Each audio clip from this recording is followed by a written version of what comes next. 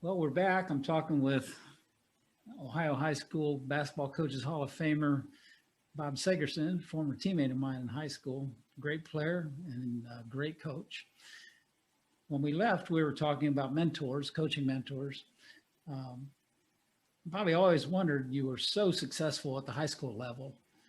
I'm sure you had college coaching opportunities. And if you did, why didn't you go for it? Well, first of all, I really think that sometimes that's overplayed. A high school coach will have a great season or a good run of 2 or 3 seasons, and right away people are thinking, oh, he's going to go to college. Well, those college jobs are hard to get.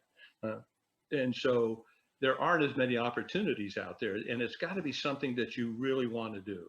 Mm-hmm. But I did have a couple opportunities. One year, a local coach, very close, our local college close to Lima, lost a coach like in December, and their AD called me and asked me if I would take over the program. Well, I couldn't do that, and I didn't want it anyhow, to be honest with you, but I couldn't do that. Probably the best opportunity I had was at my alma mater. In the early 90s, St. Joe had really ascended as a powerful Division II NCAA team. But what was happening was, over a stretch of about 8 years, they had 3 coaches who were using them to jump. You know, it was a springboard. They were coaching for 2 years and then jumping 2 years, that type of thing. And the head of the order of priests that ran St. Joe, the Precious Blood, called me at home. And I knew him a little bit when I was at St. Joe. I liked him. We got along. And he was now the big guy, you know. And he said, we want you to come and apply for this position. And it's the early 90s. My son was in the 8th grade going into the 9th grade. So in some ways it was like a good opportunity, but I just couldn't see moving my family to Rensselaer, Indiana. You know, and it didn't appeal to me that much. And so, but that was an opportunity I did not take. And when I was at 5-Star, Howard Garfinkel probably 5 or 6 times tried to talk me into interviewing onto the staff of different coaches, some of them pretty good. And you know what? I don't know whether it was a lack of ambition on my part or the fact that I had watched these guys now. I had been in sitting in dorm room talking into the midnight hours with a lot of these guys. I watched what it was like to be a real assistant, because that's what you did. You went in and you had to do your duty. You came in as a third assistant, sec, and move yourself up. Right. And it struck me that these guys were immersed in basketball 24 hours a day, 7 days a week, 12 months out of the year. I mean, that's what they did. And I watched them, and I watched a surprising number go through marriages. And it was never something that I really wanted to do. And I knew a lot of these guys, and I knew them well, and they had that drive. That is what they wanted. And, I just didn't have that inner drive that is what I really wanted to do. I liked what I was doing. I liked the idea, I was not only a coach, I loved teaching in the classroom. And then I really loved when I became the director of guidance at the school. Mm-hmm. That really appealed to my nature. And so I just didn't think 24 hours a day of basketball was what, was in my heart. That's what I had to do. I just liked so many other features of what I was doing at the school that nothing came to me and really appealed to me to the point where I would chase it. The closest I probably came was in probably the late 90s, when the coach from University of Vermont came, and I was lecturing the camp, and after it was over, he said, "Do you mind if I sit down and talk to you?" And I said, "Yeah, I'd sit down." And it was a Division I school, but small.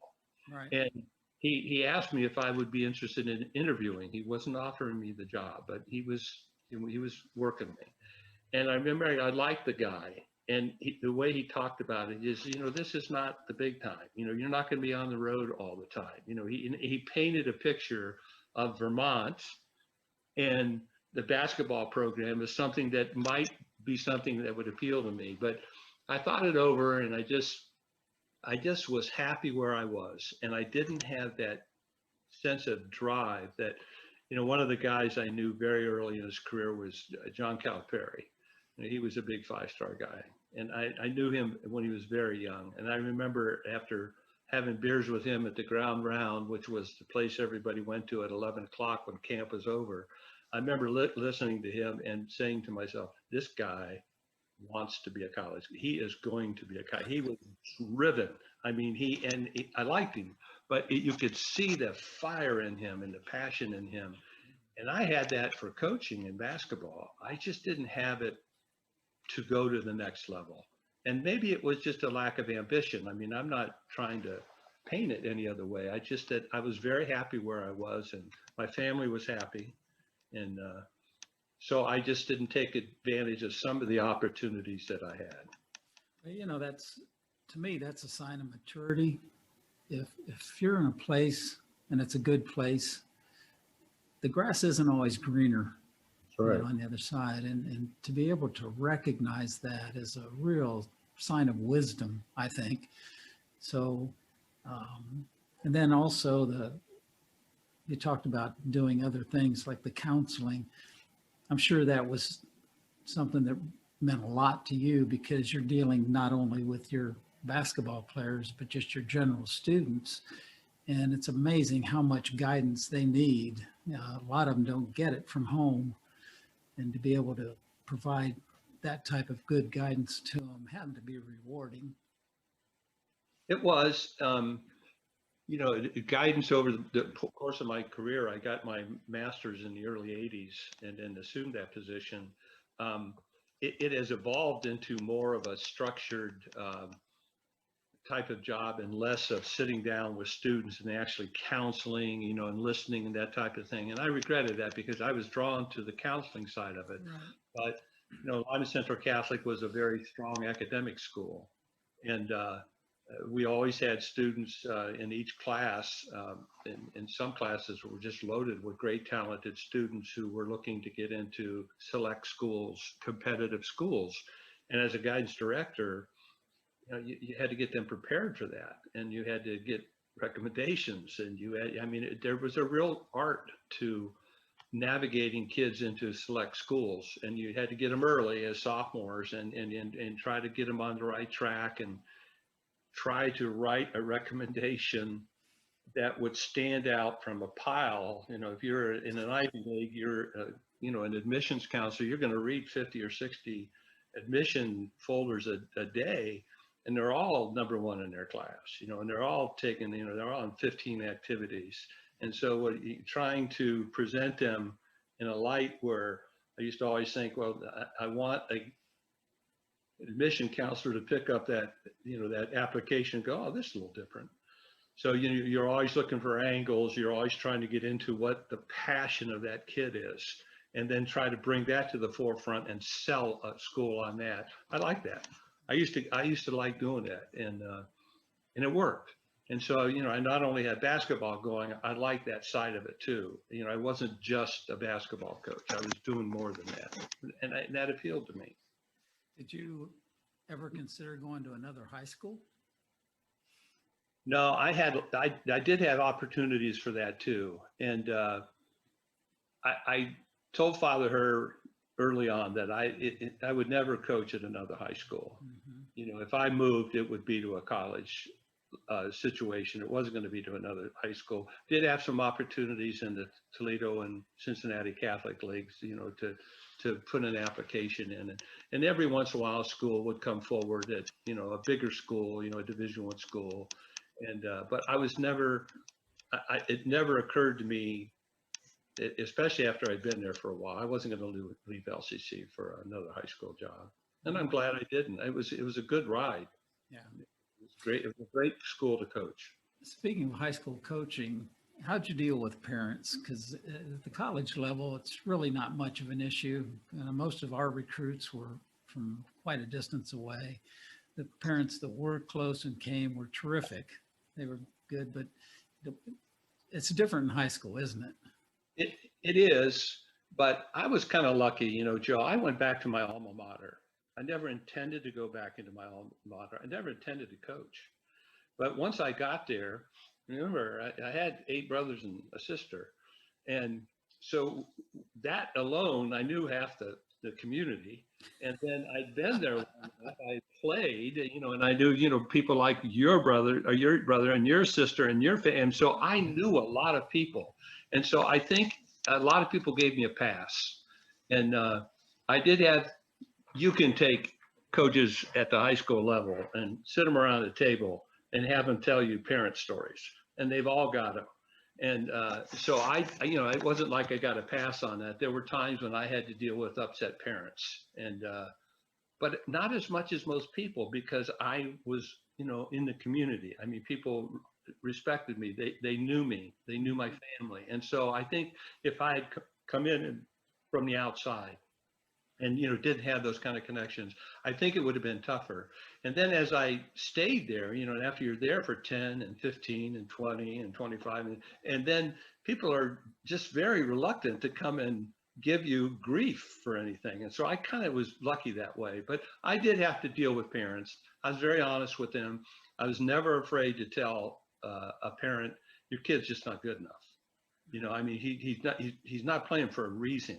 He's not, because these people are better, or that kind of a relationship. I often used to say that an athlete should really seriously consider going one level below where they think they should play, and 2 levels below where their old man thinks they should play. And there's a lot of, there's a lot of truth in that statement. That Garth used to say that all the time at at camp. He'd have all these great players, and he'd have them in the gym. And the first thing, and he'd come out there, and that's the first thing he'd say. He'd say, go 1 level below where you think he should play, and 2 where your old man thinks you should play. And that's actually a pretty damn good rule of thumb, Joe. It is. That was one of my frustrations at Benedictine. We were pretty much the bottom of the rung when it comes to college basketball when I went back to coach, not when I was playing there. I mean, back then the NAI was unbelievable, 500 and some teams, and all the blacks in the South who couldn't play at the Division I level were playing NAI basketball. So, but when I went back to coach, it was totally different. So we're down here at the bottom rung and trying to go to the local high schools especially and talk to them about our program. And you just got the roll of the eyes, when you start talking to them, or a lot of times even the parents, you talk to them and they just weren't interested. Right. Extremely frustrating, because we had a good product, and the bottom line is none of these kids are going to play it professionally. Mm-hmm. What a great education to help get it paid for. Gee, which kind of leads me into the next question. What type of support did you get from the LCC administration? I talk in the book about how difficult it was for me when I first came in, because Benedictine at the time was not in great financial condition. Hadn't been for a while. They started getting better right before I got there, but they just didn't have hardly any resources. So the support that I got a lot of good moral support, but that was about it. How about LCC? Well, high school is going to be a lot different from college. The budget at a college university with travel and everything from feeding athletes to housing athletes and trying to figure out your scholarships, trying to divide them in such a way that you can get more athletes and use their financial aid package to help, the scholarship thing. I think that whole thing is I don't know how you guys do it at the college level. I really don't. I had great support from the administrations that I had. Father Herr was a big supporter. He's the one that actually talked me into coaching in the first place. I wasn't going to do it. And so he supported me, but he was involved, if you recall. Oh, yeah. Yeah, unfortunately, he got too involved our sophomore year. He went through some coaches. In fact, I think Don Lane left largely because of Father Herr's over-involvement in the program. Yeah. And my first year at Lima Central Catholic, I coached under a guy named Joe Gottfried, who ended up going from Lima Central Catholic to coaching at Ashland University. He had some great teams. And then Gail Sayers hired him at Southern Illinois. to coach basketball. And then he ended up as the athletic director at South Alabama for 25, 35 years. Wow. He was great, but he only stayed 1 year, Joe Fisher's senior year. And I think a lot of it was kind of a clash there. And all the coaches up to my time, I think, had a little bit of a rub. But the year I took over, Father Hurt had a heart attack. Oh. In like November. And so my first year, I always said I was the first guy that pretty much was on my own. I didn't have to worry about, any kind of a father coming in, and you know how he was. He could come in and stir the drink. And so, but he was very good. And the second administrator I paid for was a guy from Delta St. John's, Dan Rupert, who was also a former basketball player and coach. And he was, he understood what it was going to take and so I never felt like I didn't have complete support from my administration, and they went out of their way if I needed something to give it to me. And so I know coaches who were caught in difficult situations with administrations where you hear these terrible stories about, somebody's on the board of education and their son is not playing. That's a very real dynamic in high school. And over the years, I've seen that happen about 5 or 10 times to pretty good coaches who ended up losing jobs because they didn't keep somebody happy that had nothing to do with basketball, and they weren't allowed to coach like they should have. But I feel like I was lucky. It's another reason why I stayed there, is because I had complete control of it. Yeah, that's great. Early in our visit here, I talked about 6 Final Fours and losing 5 games by 8 points. Can you talk about the feelings that you had, because they were spread out. They weren't in consecutive years. They were spread out, and how hard it would be to continually, achieve what you achieved and then have a heartbreaking loss. How'd you come back from that? Well, we went to state 6 times in 4 decades, and we lost 5 games, and including 2 state championships, and all of them came down to the last play of the game, where we either had to stop somebody from scoring or we had to score ourselves, and we didn't do it. Mm-hmm. And they were all good games. We didn't play poorly, but it was hard because, first of all, when you're a coach, you can't win a bunch of games by yourself. I mean, players win games. Right. And players in critical moments, in game time decisions, down with the clock down to, going down to 0. A lot of times it's not some great play. It's some great player making a play. Okay. But in a close game, you want to think as a coach, you can inject yourself. Right. So, every coach says that. Well, here I am on the biggest stage in the state of Ohio, and I in 5 times I couldn't do that. And so it was very, and half of the crowd there, they fill up the old St. John's Arena. That was always sold out. And even the Schottenstein Center that they play at now, that fills up. Well, half the crowd is high school coaches who come down there for that week. And so you're falling over in front of all these coaches who are up there going, well, why do you do this? Or why do you? So it really was difficult. But I had always picked up on when I talk to teams and coaches and clinics and everywhere, I talk about the idea of resiliency, which was something that Father Hurt used to stress a lot when he was a principal at Lima Central Catholic. The whole idea of rebounding, getting knocked down, but getting back up, that being made stronger by the blow that cuts you down. That philosophy was ingrained in me. And I used to tell my kids when we'd lose a game, I would say, you better be hurting like I'm hurting. And I'm going to tell you something right now. And I would look at the schedule and see who we're playing, and I'd say, they're in trouble because we're getting up. And I've learned over my career that you never want to play a great team after they've been beat. And so I would drum that into my team, that when we lose, we're coming back.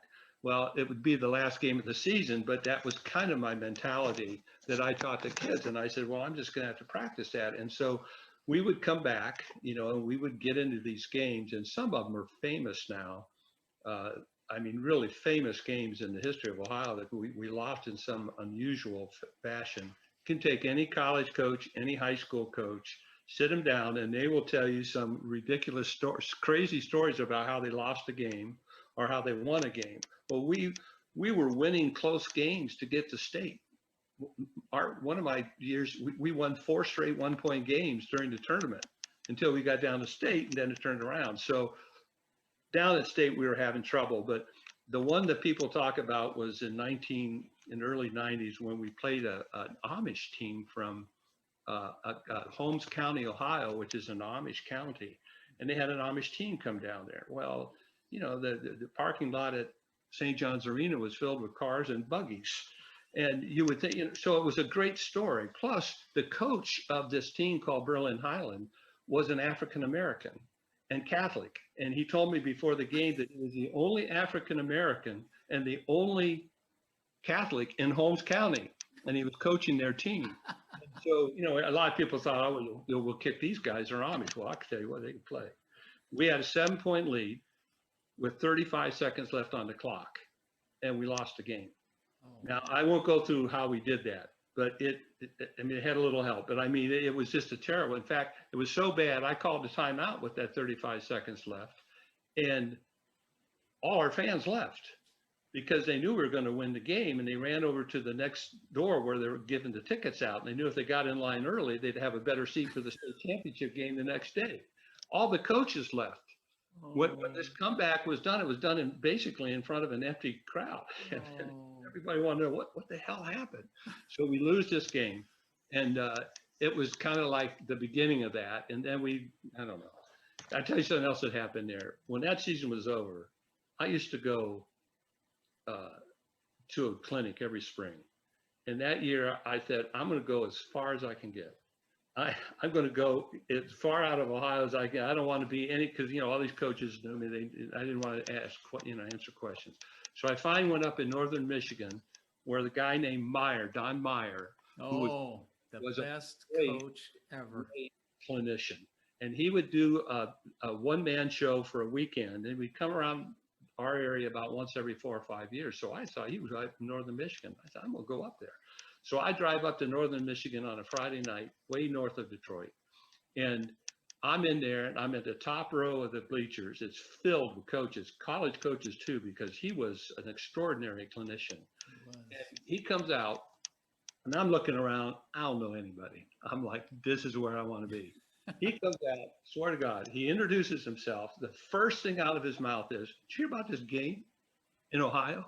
This coach had a 7-point lead with 35 seconds on the clock. He loses the game. And I'm sitting up there and I'm going, you gotta be kidding me.